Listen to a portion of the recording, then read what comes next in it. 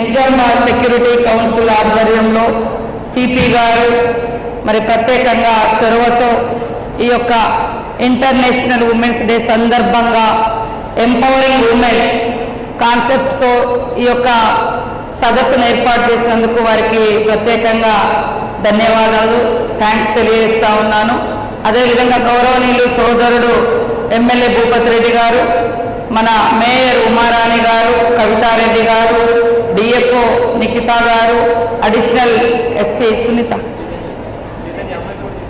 చైతన్య గారు, అదేవిధంగా వేదిక మీద ఉన్నటువంటి ఇతర council members, other officers and students, media అందరికీ పేరు పేరున హృదయపూర్వక శుభాకాంక్షలు. అదేవిధంగా advance happy international women's day తెలియజేస్తా ఉన్నాను. ప్రపంచవ్యాప్తంగా ముందస్తుగానే ఈ యొక్క సదస్సులు సమావేశాలు చాలామంది సెలబ్రేషన్స్ వేడుకలు అంటున్నారు, కానీ నేను వచ్చిన బ్యాక్గ్రౌండ్ నాకు తెలిసిన సిద్ధాంతం this is not a celebration. ఇది మన హక్కుల గురించి, మన సమానత్వం గురించి, మనకు కావలసినటువంటి మరి సాధికారత గురించి డిస్కస్ చేసుకోవడానికి డేగా ప్రపంచవ్యాప్తంగా జరుపుకునేటువంటి డే ఇంటర్నేషనల్ ఉమెన్స్ డే. ఇది ఐక్యరాజ్య సమితి గుర్తించి మరి రోజు మహిళలకంటూ ఒక రోజు ఉండాలి, వాళ్ళు వాళ్ళ హక్కుల గురించి మాట్లాడుకోవాలి, వాళ్ళ మీద జరుగుతున్నటువంటి వైలెన్స్ గురించి డిస్కస్ చేయాలి, వాళ్ళకి ఇంకా బెటర్గా లైఫ్ ఎట్లా ఉండాలి అనేది వాళ్ళు తీర్మానాలు చేసుకొని గవర్నమెంట్స్కు ఆ రెజల్యూషన్స్ ఇవ్వాలి. ఇది ఇంటర్నేషనల్ ఉమెన్స్ డే మార్చి 8. యాక్చువల్గా ఆ రోజు మరి ఫస్ట్ టైం 1911లో 1911లో క్లారా జెట్కిన్ అనే ఒక కమ్యూనిస్ట్ సోషలిస్ట్ నాయకురాలు వాళ్ళ సమస్యల మీద ఎక్కువ పని ఉండేది, తక్కువ వేతనం ఉండేది, మగవాళ్లకు ఆడవాళ్లకు ఈక్వాలిటీ లేదు, కానీ సేమ్ వర్క్ చేసేవాళ్ళు. మనకు చాలా రోజుల తర్వాత ఉమెన్కు ఓటు హక్కు వచ్చింది, అంటే ఓటు హక్కు కోసం కూడా ఆనాడు వాళ్ళు పోరాటం చేసేది. మరి అదేవిధంగా సమాన వేతనం సమాన పనికి కావాలని అంటే అప్పుడు శ్రామిక మహిళలతోటి ఇది స్టార్ట్ అయింది. ఇది ఇప్పుడు ప్రపంచవ్యాప్తంగా కూడా అంటే పీడన, అణిచివేత, మనం బయటికి వస్తున్నాము, వివిధ రంగాలలోకి పని ప్రదేశాల్లోకి వస్తున్నాం, బాగా చదువుకుంటున్నాము, బట్ ఆ హింస, ఆ అసమానత్వము, ఆ ఇన్సల్టింగ్ చూడడము అది మాత్రం తగ్గడం లేదు. కాబట్టి ఈసారి మరి ఐక్యరాజ్య సమితి ఏం థీమ్ ఇచ్చింది ఇంటర్నేషనల్ ఉమెన్ డేకు? Give to gain. Give to gain, ఇవ్వండి సాధించుకోండి, సాధించుకుంటారు. అంటే మహిళలకు అవకాశాలు ఇవ్వాలి, అయితేనే వాళ్ళు సమానత్వంలోకి రాగలుగుతారు. మహిళకు అవకాశం ఇస్తే కుటుంబాన్ని అద్భుతంగా రాణింప చేయగలుగుతుంది. మహిళకు అవకాశం ఇస్తే అంతరిక్షంలోకి వెళ్ళగలుగుతారు. మహిళలకు అవకాశం ఇస్తే గ్రేట్ బిజినెస్ పర్సన్స్గా, ఎంటర్‌ప్రెన్యూర్గా ఎదగగలుగుతారు. కాబట్టి మహిళలకు అవకాశాలు ఇవ్వండి, సాధించుకోనివ్వండి. అవకాశం ఇస్తేనే సాధించుకుంటాం. కాబట్టి ప్రతి ఇంటర్నేషనల్ ఉమెన్ డే సందర్భంగా చాలా ఈక్వాలిటీ అని, జెండర్ డిస్క్రిమినేషన్ అని ఇట్లా ఒక్కొక్క థీమ్ వస్తూ ఉంటుంది. ఈసారి గివ్ టు గెయిన్ అనే థీమ్ను ఐక్యరాజ్య సమితి ఈ యొక్క అంతర్జాతీయ మహిళా దినోత్సవం సందర్భంగా దాన్ని అనుసరించి మహిళలకు అవకాశాలు కల్పించండి ఎదగడానికి అనే విధంగా మరి ఈసారి థీమ్ను మనకి ఇవ్వడం జరిగింది. దాన్ని దృష్టిలో పెట్టుకొని నేను ఇక్కడ అందరూ మీరు గర్ల్స్ ఉన్నారు, ఎక్కువ చాలామంది టోటల్గా గర్ల్స్ ఉన్నారు. మన సిపి గారు కూడా కొంత నా లైఫ్ చెప్పమని చెప్పారు. నేను 10th విప్లవోద్యమంలోకి వెళ్ళిన, but education is most powerful which is we can use to change this world అని నెల్సన్ మండేలా గారు అన్నారు. నా లైఫ్లో చాలా మార్పు రావడానికి ఎడ్యుకేషన్. నా 10th ఎడ్యుకేషన్ ఆపేసినాం, విప్లవంలోకి వెళ్ళినాం, ఫైట్ చేసినాం, బాబు పుట్టిండు, తర్వాత మళ్ళీ పోయినాం, మళ్ళీ ఇట్లా అయిన తర్వాత మళ్ళీ బయటకు వచ్చిన తర్వాత స్టడీ ఆపొద్దు. నేను ఆ 7-8 ఇయర్స్లోనే లైఫ్లో చిన్నప్పుడు అమ్మ నాన్న, హాస్టల్ ఫ్రెండ్స్, తర్వాత విప్లవంలోకి వెళ్ళినప్పుడు అక్కడ ఆ మిత్రులు, ఆ సోదరులు, ఆ పీపుల్, ఇట్లా నా రంగం మారిన కొద్దీ డిఫరెంట్ పర్సన్స్ నాకు తెలిసిపోతుంది. బట్ ఈ అన్ని కాలాలలో మనతో ఉండేది ఎడ్యుకేషన్, నాలెడ్జ్. సో అది ఎవ్వరూ దొంగలించలేరు. ఇప్పుడు ఇక్కడ మీరు అందరూ ఉన్నారు, మీ క్లాస్మేట్స్ ఈ టైంలో వస్తారు, వెళ్ళిపోతారు. మీకు మ్యారేజెస్ వస్తాయి, అయిపోతాయి, హస్బెండ్ వస్తారు, పిల్లలు వస్తారు. ఓల్డ్ ఏజ్లో డిపెండింగ్ ఆన్ అదర్, ఎవరి మీద ఒకరి మీద మనం డిపెండ్ అవుతాం. కానీ ఈ నాలెడ్జ్ అనేది మనము లక్షల మందికి ఈరోజు మీకు మీ టీచర్స్ ఎట్లయితే టీచింగ్ చేయడం ద్వారా లేదా లెసన్తో పాటు ఇంకా రకరకాల అవేర్నెస్ కూడా మీకు ఇస్తుంటారు. సో అది చాలా ఉపయోగం. నా జీవితంలో కూడా చాలా వరకు చదువు 10th ఆగిపోయిన స్టడీస్, నేను inter, LLB, MA, LLM, PhD, ఈ మధ్యలోనే మళ్ళీ PhD రాసి కొంచెం యూనివర్సిటీలో కాంపిటీషన్ ఎక్కువ, నాకు డబుల్ PhD కోసం. సో నాకు ఇది సెల్ఫ్ రెస్పెక్ట్ ఇచ్చింది. నాకు మ్యారేజ్ అయింది, బాబు ఉన్నాడు, పెళ్ళయింది, బాబుకు మనమరాలు ఉంది. బట్ నేను నా స్టడీ అనేది ఆపలేదు. నేను ఎమ్మెల్యేగా చేసిన, మంత్రిగా అయినాక కూడా LLM కంప్లీట్ చేసుకున్నా. మళ్ళీ ఇప్పుడు రీసెంట్లీ మరి కాన్స్టిట్యూషన్ మీద PhD చేయాలి, లాలో PhD చేయాలని మళ్ళీ again I attend that entrance. But నేను అన్ఫార్చునేట్లీ నాకు అది అవకాశం రాలేదు, బిజీ స్కెడ్యూల్స్తో అనుకున్న మార్కులు రాలేదు. కానీ నాకు అది బాగా కాన్ఫిడెన్స్ ఇచ్చింది. సో ప్రతి ఒక్కరు కూడా ఎడ్యుకేషన్ అనేది ఉంటే, నాలెడ్జ్ అనేది ఉంటే ఈ వ్యవస్థలో ఎన్నో మార్పులకు శ్రీకారం చుడతాం. మీరు ఈ ఏజ్లో రకరకాల అట్రాక్షన్స్ మనల్ని అటువైపు లాగుతుంటాయి. కానీ ఇక్కడ స్టేజ్ మీద ఉన్న ఎస్పీలు, DFO, అడిషనల్ SP, ఇంకా ఇతర అధికారులు, వీళ్ళందరూ ఇక్కడ ఉన్నారు. వాళ్ళ లైఫ్లో ఎన్నో కష్టాలు, ఎన్నో సమస్యలు ఎదుర్కొని ఉన్నారు. కాబట్టి వాటినన్నింటినీ అధిగమించారు. కాబట్టి ఈరోజు బెస్ట్ లైఫ్ లీడ్ చేస్తూ ఉన్నారు, బెస్ట్ పొజిషన్లో వాళ్ళు ఉండగలిగారు. కాబట్టి ఇక్కడ ఉన్నటువంటి వాళ్ళందరూ కూడా ఒక్కొక్కరిని ఇన్స్పిరేషన్గా తీసుకోండి, స్టోరీస్ చదవండి. ఏదో గంట సేపు సినిమా చూడడమో లేదా ఊకే టీవీస్ లేకుంటే సెల్ ఫోన్ల చుట్టూ మైండ్ అంతా ఇప్పుడు ఈ రోజులలో అంతా సెల్ ఫోన్ల చుట్టూ తిరుగుతాం. అటువైపు వెళ్లకుండా మనంగా సంపూర్ణమైనటువంటి వ్యక్తిగా లేదా సంపూర్ణమైనటువంటి నాలెడ్జ్ ఉన్నటువంటి పర్సన్గా ఎట్లా తీర్చిదిద్దుకోవాలి మనల్ని అనేది కూడా మనం నేర్చుకోవాలి. ఎప్పుడు మాట్లాడడం ఎక్కువ కాకుండా వినడం ఎక్కువ దృష్టి పెట్టండి. సో అప్పుడు చాలా వరకు మనకు విషయాలు తెలుస్తుంది.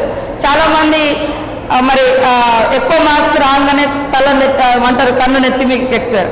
అది కాదు, బిహేవియర్ ఈజ్ వెరీ ఇంపార్టెంట్. మన మంచి బిహేవియర్ లేకుంటే నీకు ఎన్ని మార్క్స్ వచ్చినా అది వృధానే. కాబట్టి మంచి సంస్కారం, మంచి డిసిప్లిన్, నా జీవితంలో నేను ఫాలో అయ్యేది డిటర్మినేషన్, డెడికేషన్, డిసిప్లిన్.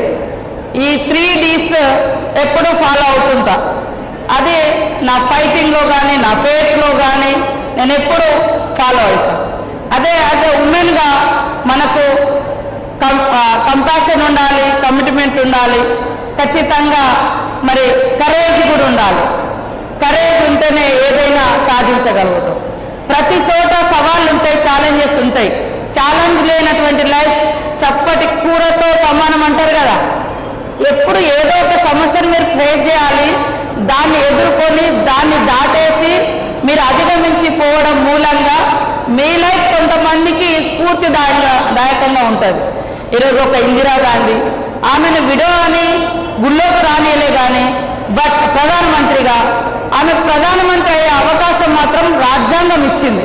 సో ఇక్కడ ఉన్నటువంటి మనందరికీ కాన్స్టిట్యూషన్లో చాలా రైట్స్ ఉన్నాయి. ఈరోజు నేను కూడా ఆ రైట్స్ ఉపయోగించుకున్నా కాబట్టే ఈరోజు ఒక ఆదివాసీ ట్రైబల్ కమ్యూనిటీ నుంచి వచ్చి మరి విప్లవోద్యమాల నుంచి వచ్చి ఇదే పోలీసులు మా వెంటబడి ఎప్పుడో చచ్చిపోవాల్సిన వాళ్ళము ఈరోజు బతికి ఇక్కడ దాకా మినిస్టర్గా అయినట్టు ఇది నా ఎక్స్ట్రా లైఫ్, బోనస్ లైఫ్, ఇది నా బోనస్ లైఫ్.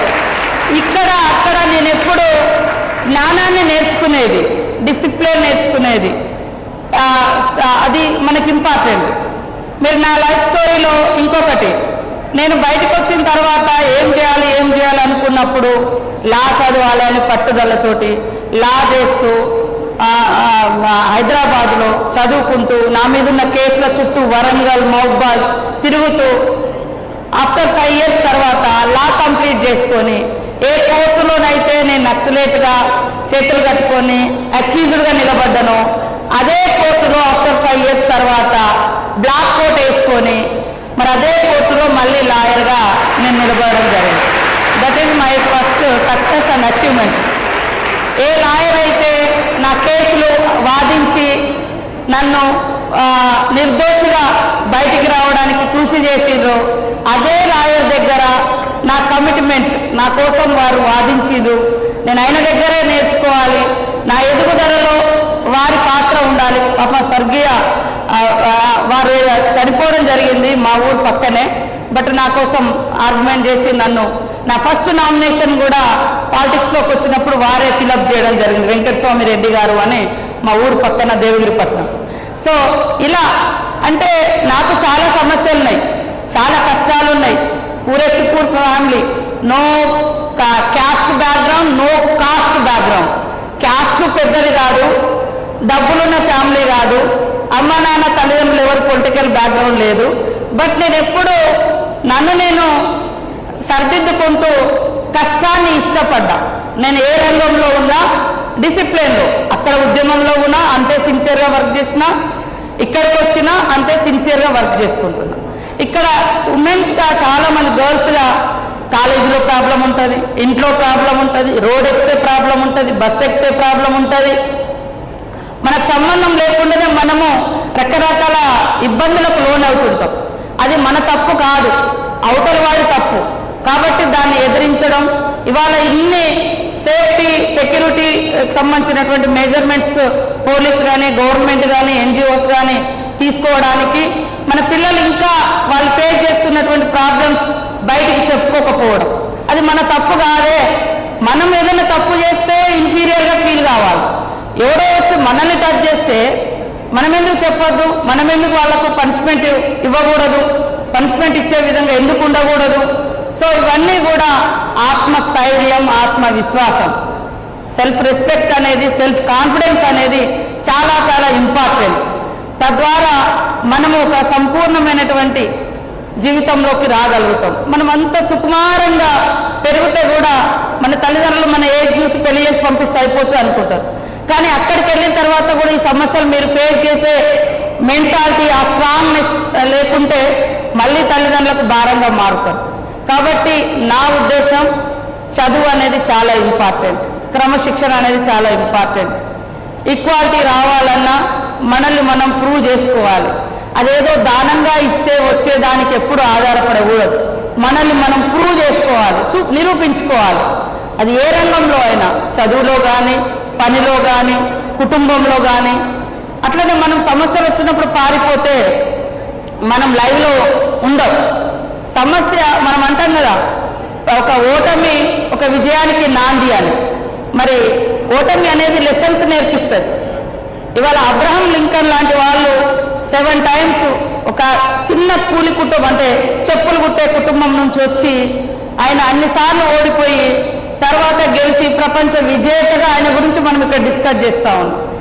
మరి చారిటీ గురించి చూస్తే మదర్ తెరీసా, ఆమె ఎక్కడో వేరే దేశంలో పుట్టి మన దేశంలోకి వచ్చి కుష్టి వాళ్లకు, మరి ముట్టలేనటువంటి వాళ్లకు సర్వీస్ చేసింది. ఒక మేరీ కామ్, ఒక అథ్లెట్, ఆమె మరి ఒక ట్రైబల్ హిల్ ఏరియా నుంచి, ఈశాన్య రాష్ట్రాల నుంచి వచ్చి ఎన్నోసార్లు ప్రయత్నించి ఈరోజు ఛాంపియన్గా, ప్రపంచ ఛాంపియన్గా మనం ఉంది. అట్లా మీ దగ్గర కూడా అనేక స్టోరీస్ ఉంటాయి. బట్ మనం వేరే వేరే పనికిరాని స్టోరీలు చూడకుండా ఇన్స్పిరేషన్ స్టోరీస్. ఇప్పుడు ఈ మధ్యకాలంలో సింధూర్ పోరాటంలో, అంటే యుద్ధంలో కూడా మన దేశం నుంచి 2 మహిళలు కల్నల్స్గా పనిచేసారు. అలాంటి వాళ్ళ జీవితాలు అట్లా మీరు చదువుకోవడం మూలంగా మీ లైఫ్లో మీరు బాగా సెటిల్ కాగలుగుతారు. మీ తల్లిదండ్రులకు వాళ్ళ కళలను నిజం చేసిన వాళ్ళు అవుతారు. మీరు కూడా మనం ఎవరం స్వాస్థ్యం కాదు, పుట్టుకకు గిట్టుకకు మధ్య ఏం చేసినాం అనేది ఇంపార్టెంట్. చాలామంది కాలేజీకి పోయేటప్పుడు యాక్సిడెంట్ కావచ్చు, లేదా సడన్గా ఏదన్నా జబ్బు రావచ్చు, చచ్చిపోవచ్చు. ఇది స్వాస్థ్యం కాదు మనం ఎవరం. కానీ మనం చేసే మంచి, మనం క్రియేట్ చేసే హిస్టరీ అది హిస్టరీలో ఉండిపోతుంది, చరిత్రలో ఉండిపోతుంది. సో అలా మీరందరూ కూడా ఈ ఇంటర్నేషనల్ ఉమెన్స్ డే సందర్భంగా మార్చి 8న ప్రపంచమంతా జరుపుకుంటాం. మనం 1 వీక్ ముందు 1 వీక్ తర్వాత కూడా జరుపుకుంటాం. ఇప్పుడు మేము కూడా మహిళా సంఘాలను ఎక్కువ ప్రోత్సహిస్తున్నాం. ఈరోజు ఇక్కడ సరస్సు కూడా ప్రారంభిస్తున్నాం మహిళా సంఘాల తరఫున. మీలాంటి యూత్ కూడా 15 ఇయర్స్ దాటినటువంటి వాళ్ళని కూడా మహిళా సంఘాలలో చేర్పిస్తున్నాం. మీకు కూడా ఏదైనా అవసరాలు ఉంటే ఎడ్యుకేషను లేదా ఇంట్లో చిన్న చిన్న బిజినెస్ పెట్టుకోవడానికి ఇంట్రెస్ట్ లేకుండా లోన్ ఫ్రీ ఇస్తున్నాం మన ప్రభుత్వం నుంచి, అది కూడా వాడుకోండి. తర్వాత పెట్రోల్ బంకులు పెట్టిస్తున్నాం, కుట్టు మిషన్లు ఇప్పిస్తున్నాం, షాప్స్ ఇప్పిస్తున్నాం. చాలా వరకు ఇట్లా బిజినెస్ల వైపు మహిళల్ని పెద్ద ఎత్తున 67 లక్షల మంది మా మహిళా సంఘాలలో ఉన్నారు. దాంట్లో మీలాంటి వాళ్ళను కూడా తీసుకొస్తే మీకుండే కష్టాలను కూడా అక్కడ యూనిటీగా కమ్యూనిటీ అంతా మీకు సపోర్ట్గా ఉంటుంది. ఒక్కొక్క గ్రూప్లో 10 మెంబర్స్ ఉంటారు, ఒక్కొక్క విలేజ్లో ఇంకా 100 మంది ఉంటారు. సో అట్లా మీరు కూడా దాంట్లో చేరడం మూలంగా మీకు ఏ అత్యవసరమైన ఆ సంఘం అనేది మీకు సపోర్ట్గా ఉంటుంది. కాబట్టి మీ ఏజ్ వాళ్ళకు కూడా సంఘాలను మేము గవర్నమెంట్ తరఫున స్టార్ట్ చేయడం జరిగింది. సో మీరందరూ బాగా చదువుకోవాలి, బాగా ఎదగాలి, మెచ్యూరిటీగా థింక్ చేయాలి. ఏదైనా కూడా ప్రాబ్లం వస్తే ఫేస్ చేయాలి, సమస్య వస్తే పారిపోవద్దు, ఆత్మహత్యల వైపు అసలే పోవద్దు, కరేజ్గా ఉండాలి. ఖచ్చితంగా సమస్యలు బాధలు మనుషులకు రాకుంటే మానుకొస్తుందా? మాను అంటే చెట్టు, మానులకు వస్తాయని వెనుకటి మనోళ్ళు ఉట్టిగా అనలే. కాబట్టి మనకే వస్తాయి, మనమే ఎదుర్కొంటే అక్కడి నుంచి రాటుదేలి స్ట్రాంగ్ ఉమెన్గా మీరు తయారవుతారు. సో అలా ఈ ఇంటర్నేషనల్ ఉమెన్స్ డే సందర్భంగా మీరు అలాంటి స్ఫూర్తితో, అలాంటి లక్ష్యంతో ముందుకు సాగాలని మనస్ఫూర్తిగా కోరుకుంటూ, మీకు ఏమైనా బోర్ కొట్టించి ఉంటే లివ్ ఇట్, అర్థం చేసుకుంటారని తెలియజేస్తూ థ్యాంక్ యూ.